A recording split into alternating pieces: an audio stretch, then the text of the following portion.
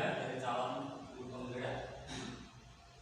Di sini saya coba memaparkan tentang budaya positif, yaitu agar seorang guru mampu memahami pentingnya mengetahui kebutuhan belajar dan lingkungan yang memfasilitasi seluruh individu di sekolah agar dapat meningkatkan kompetensinya secara aman dan nyaman.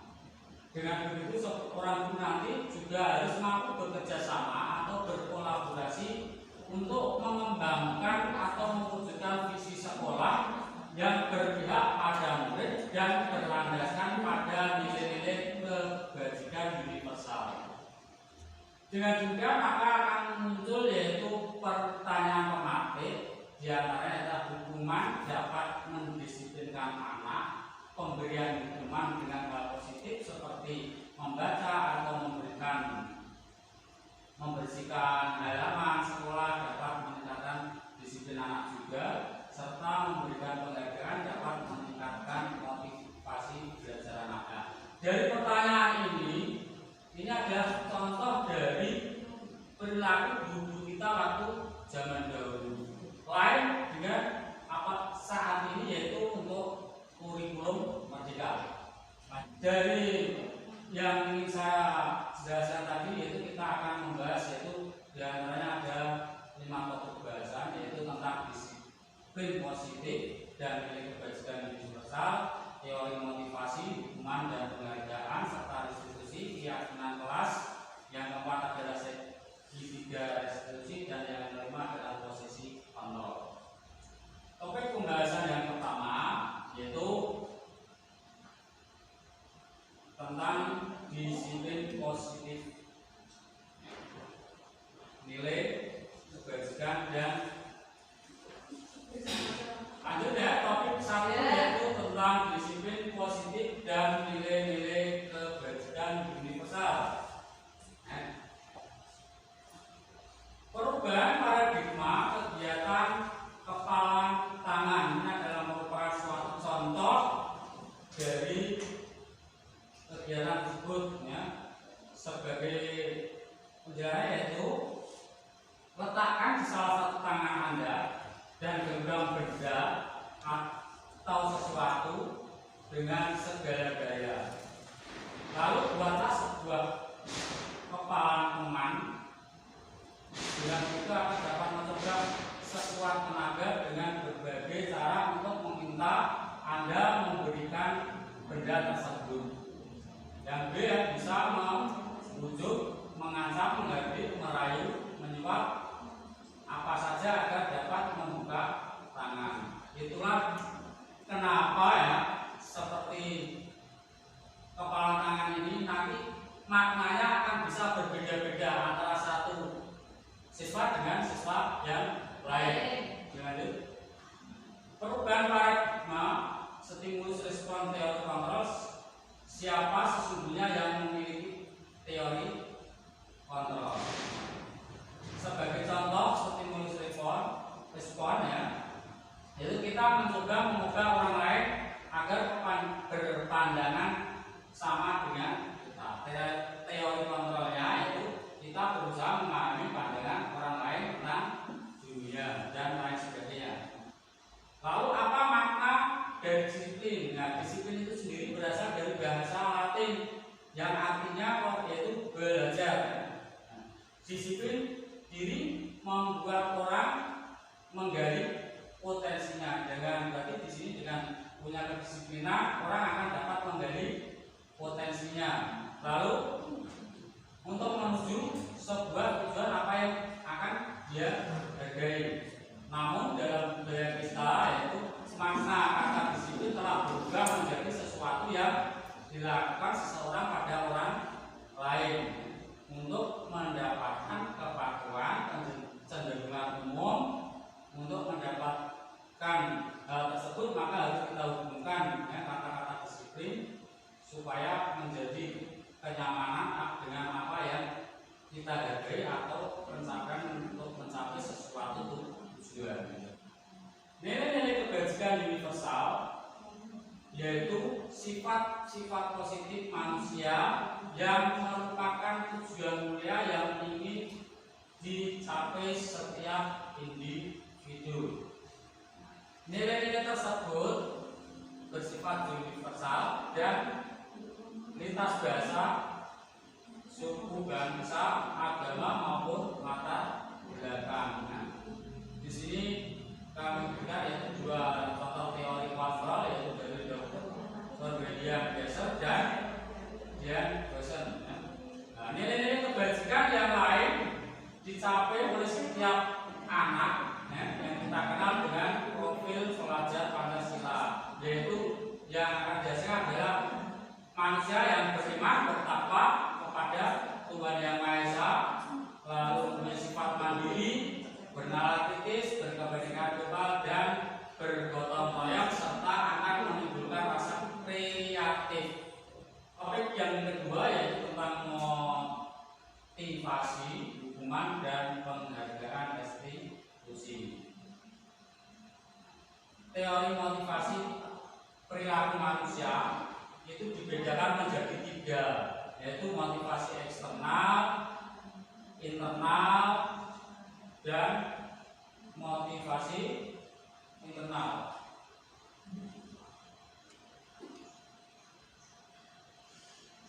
Merdeka menurut Ki Hajar Dewantara itu ada tidak hanya terlepas dari perintah, akan tetapi juga cakap dalam memerintah, baik untuk diri sendiri maupun orang lain. Apa itu restitusi ya?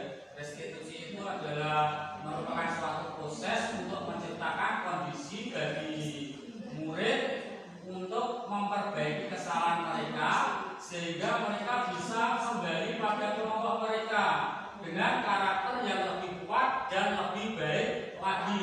Nah, restitusi juga merupakan proses kolaboratif yang mengajarkan murid untuk mencari solusi atas masalahnya sendiri. Nah, dengan begitu akan dapat membantu murid untuk berpikir tentang orang seperti apa yang mereka inginkan. Jadi ini adalah merupakan tujuan mulia dan bagaimana mereka harus memperlakukan orang lain supaya kita tidak saling tersakiti. Ciri-ciri dari restitusi yaitu diantaranya yaitu bukan untuk menebus kesalahan, namun untuk belajar dari kesalahan, lalu memperbaiki hubungan. Yang selanjutnya tawaran bukan paksaan. Restitusi juga menuntut untuk melihat ke dalam diri, yaitu juga mencari kebutuhan dasar yang mendasari tindakan. Restitusi diri adalah cara yang paling baik. Restitusi fokus pada karakter bukan suatu tindakan. Yang delapan yaitu restitusi fokus pada solusi. Dan yang terakhir restitusi mengembalikan murid yang berbuat salah pada kelompoknya. Yang ketiga yaitu topik tentang keyakinan kelas. Keyakinan kelas merupakan suatu kesepakatan yang telah disepakati secara bersama-sama. Dengan begitu akan dapat mendukung motivasi intrinsik yang kembali pada nilai-nilai keyakinan. Ya, dengan itu dapat menggerakkan seseorang dibandingkan mengikuti serangkaian peraturan-peraturan yang telah ada. Sebagai contoh, yang mana yang merupakan keyakinan kelas, A atau B, yang A itu datang tepat waktu, lalu mengucapkan salam, menjaga kebersihan sekolah. Yang B itu untuk kesepakatan kelas yaitu kami guru dan murid yang saling menyayangi. Contoh dari peraturan selalu yaitu antaranya misalnya selalu mengembalikan buku di tempatnya, dilarang mengganggu orang lain. Nah, untuk keyakinan kelas dari selalu mengembalikan buku ke tempatnya itu adalah merupakan contoh dari tanggung jawab. Dilarang mengganggu orang lain di dalam keyakinan kelas adalah yaitu menghormati orang lain. Contoh lagi yaitu dilarang menggunakan narkoba.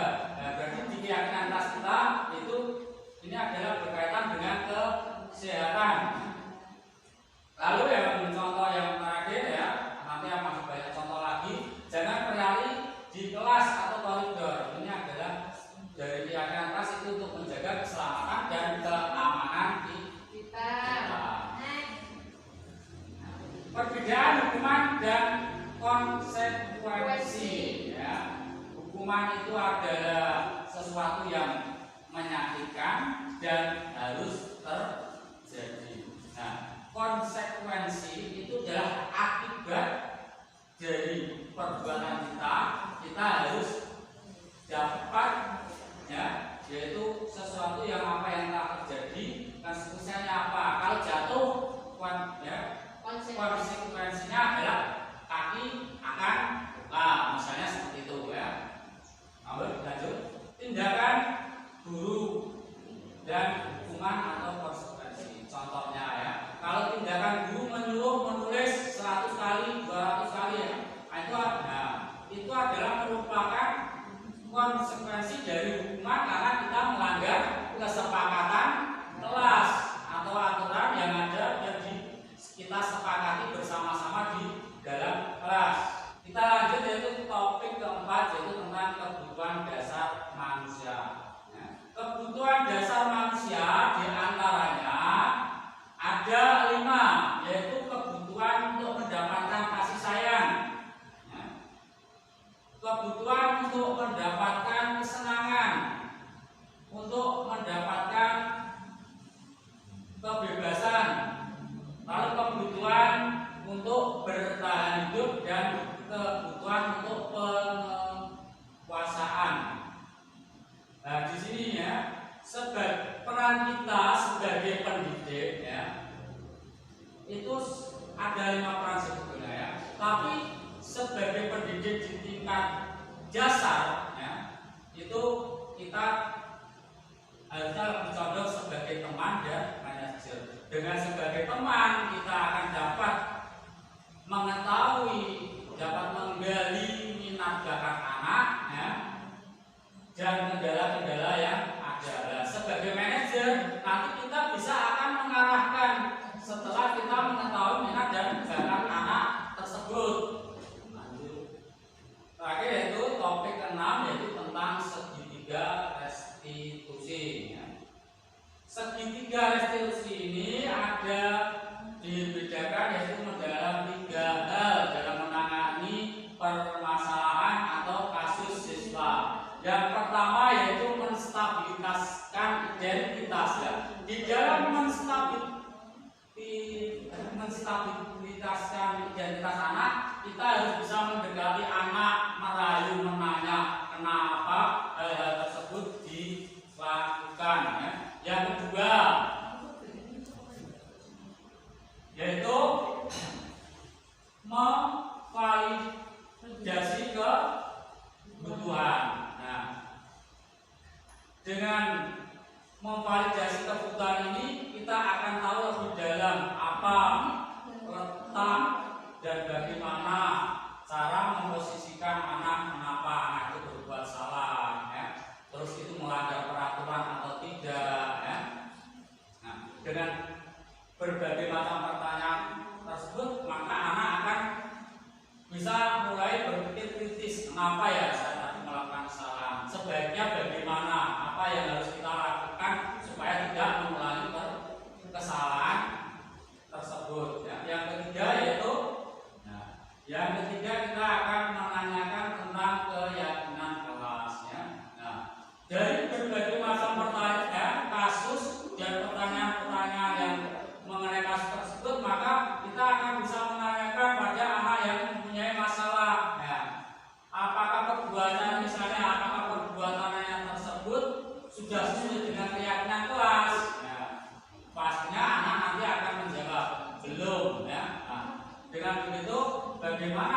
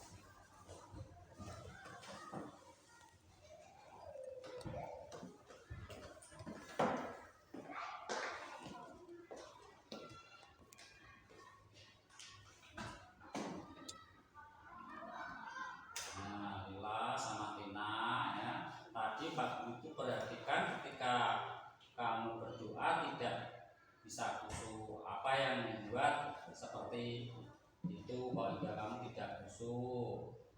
Saat saya berdoa hingga mengajar saya bercanda memperagakan gerakan yang dikreasi selanjutnya. Sebenarnya berkreasi dengan gerakan maupun tari itu bagus ya, tapi perhatikanlah situasinya.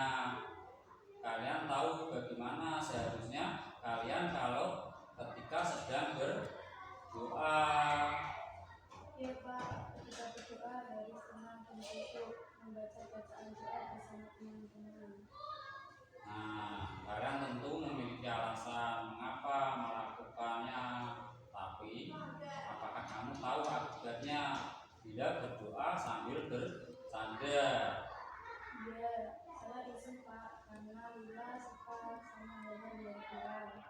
Karena kami bercanda, teman-teman sekelas berdoanya terganggu dan kurang tempat. Nah, lalu apa yang kamu bisa lakukan agar bisa berdoa dengan bersungguh-sungguh? Kami akan mengikuti membaca doa dan tidak bercanda lagi sampai selesai berdoa. Nah, baiklah ya. Terus bagaimana jika temanmu berdoanya tidak kompak karena terbiasa memperhatikan kalian ketika saat bercanda? Saya bersama Lila akan memimpin berdoa sepanjang Pak, bisa diikuti bersama-sama teman satu sekolahan. Saya akan membaca doa dengan sungguh-sungguh sebelum pelajaran dimulai. Nah, bagaimana menurutmu Nila? Mengapa sih setiap kamu berdoa ya sebelum pelajaran dimulai kok kita harus berdoa? Saya setuju Pak, menurut saya doa menunjukkan wujud keimanan dan ketakwaan seseorang. Karena yang membuat kita pandai itu adalah Allah SWT. Di samping bersandar dengan belajar, kita juga harus berdoa. Nah, pintar, itu jawaban yang tepat ya. Jadi kamu juga bisa melihat kembali keyakinan kelasmu tentang keimanan dan ketakwaan siswa ya. Mulai besok pagi kalian berdua pimpin doa di kantor ya. Baik Pak. Ya, terima kasih ya. Jangan diulang lagi. Sekarang boleh kembali ke kelas.